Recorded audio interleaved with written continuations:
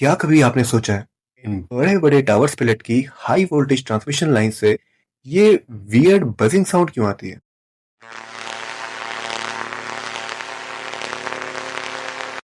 तो दोस्तों, इसका रीजन है कोरोना इफेक्ट।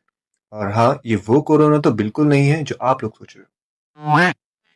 तो इससे पहले कि हम कोरोना इफेक्ट को जाने, एक सिंपल से प्रिंसिपल को समझना बहुत जरूरी है, जिसे हम ऑयस्टर लॉ या इलेक्ट्रोमैग्नेटिक प्रिंसिपल भी कहते हैं। और ये लॉ कहता है कि जब भी हम एक वायर के थ्रू करंट को फ्लो करवाते हैं, उस वायर की चारों तरफ एक मैग्नेटिक फील्ड बनती है। और ठीक ऐसा ही हाई वोल्टेज ट्रांसमिशन लाइन में भी होता है।